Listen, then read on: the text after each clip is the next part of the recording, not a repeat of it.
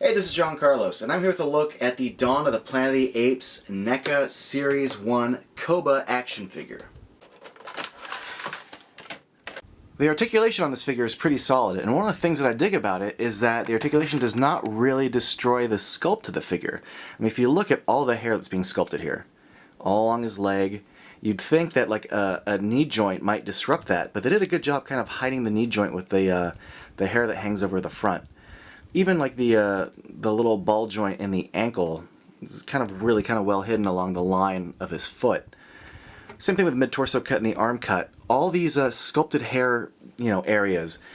It's a really good design. It's a design that I figure would be ruined by articulation, cuts into the sculpt, but looks great, I think. I'm very impressed by that. He's got the basic hinged elbow, ball hinged shoulder. He's got a ball joint at the top of his neck to his head. He's got the ball torso, ball hinged legs, single knee joint. And at his ball hinged feet, I think they did a really good job painting his feet, including sculpting the bottom of his feet, which you probably wouldn't see when he's standing, but it's a nice little detail. I'm also happy that they painted his toenails, but they sculpted just like his knuckles, the little skin wrinkles in his knuckles. And I think they did a great job sculpting and then painting and dirtying up his feet. I also think the sculpt of his fur, or his hair, all the leg hair, looks really, really good. Then you get to his chest, and not only did they paint his hunting paint lines, but they also had to paint and sculpt all of his scars. I think it's most well done on his back, because there's not only a different use of paint, but some really good surfacey sculpting stuff going on right there. And the fact the hair kind of bleeds over that exposed, skin. Then you get to his arm, and I looked at some of these in stores, and some of this area is really kind of poorly painted, but I looked out and got a good one where it's actually kind of clean. But be on the lookout for some sloppy kind of just tan paint thrown on that arm there. I also think it's interesting the fact that they used some tan paint to sort of highlight like a parting of the hair where the skin is being more shown at the root instead of just all black paint. I think they did a good job with that in the arms and in the chest in particular. Now let's take a closer look at his face.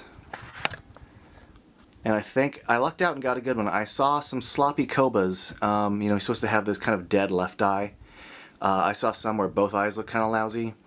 Be on the lookout for his mouth line. Can be kind of painted right over or be too heavy of a black line in the middle. But as far as the sculpt goes, it certainly looks like him. There is kind of a sad kind of look to him. If you've seen the movie, he kind of turns into kind of a butthole. But earlier in the film, he is kind of a sympathetic, sad character. I think they did a good job capturing that. His brow ridge looks really, really good. His eyes look good. That black area around his eyes looks good. And I like the simple kind of mouth line here that they did. I think it looks good, including the little monkey lines going across the top of his lip there. Just be on the lookout for heavy-handed paint. I saw some others actually had better, war paint than this. I think this is a little heavy and a little too much on the forehead. I saw some that were better, where these lines go kind of horizontally across were more noticeable, whereas this is just sort of slathered white paint. But this one had much better eyes and much better mouth than any one that I saw, so I chose this one. But just taking a closer look at his ear and the way they sculpted his hair, I mean, it's really good work. I can't imagine sitting down and sculpting all this, but it's not my job. But I am impressed by how this looks. And here's a closer look at just the war paint on his chest. And the fact they even have a little bit of it lingering on his arms. I think that's a nice touch, including it on his hands. And I think his hands look rad. I think they did a good job with the sculpting of the hair and just the sculpting of his little knuckle grooves. I think these hands look awesome. Now, speaking of hands, he does come with a pair of alternative hands, which we can pop off and show you right now. These are grip hands, and they're meant to be used for gripping his spear. As I've popped on his other hand, I just want to point out one thing that I really like is his mid-torso cut isn't just a simple ball joint. I think it's a double ball jointed stick, because not only does he kind of hinge from side to side, but he can kind of lean and hinge that way and then shift over this way and lean. So I like that it seems to be a two-joint system, and I dig that. Now I just want to show you guys his spear, which comes in the package in two pieces. But there's a lot of really good detail as far as like the wrapping that goes around his spear and the different colors of paint being used. You know, for such a basic accessory, they could have cheaped out and just gone with some basic paint. But you do get like a good sense of like bamboo or tree-like material with like the browns and these other kind of browns. And then it connects right here. You can see there's like a little nick there and like a little groove right here. And once you line those two up, you can connect the spear, which doesn't totally go in all the way, but whatever. Here's the rest of it. A lot of good like texturing there. Now, I saw the Series 1 figures in stores about 2 months before the movie came out. I didn't get them then because I hadn't seen the movie yet, and what if the movie sucked?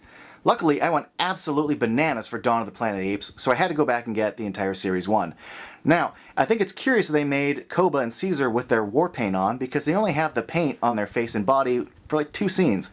My theory is that NECA wanted these figures out in stores in time for the movie's release, or a little bit before the release, so they based their designs for Caesar and Koba based on the promotional materials available at the time, which was that first trailer, which was just Caesar with some white paint on his face, and some early production photographs which had Caesar and Koba in the hunting paint when they were riding the horses into San Francisco. I'm glad they made these figures, but I'm really looking forward to Series 2, which features them without the paint on. It's how they look for the rest of the movie, and the Caesar and Koba have like way more detailed, like angry faces. So besides those, I really do like this figure. I think he looks really good. I think he has a great shape to him. He has a good hunch. He has a good pose. I love the hair hanging down the sides of his mouth. I think he's got a great shape and silhouette. I think the sculpt is great. The paint looks rad, and overall, I think he looks awesome. Thanks for watching.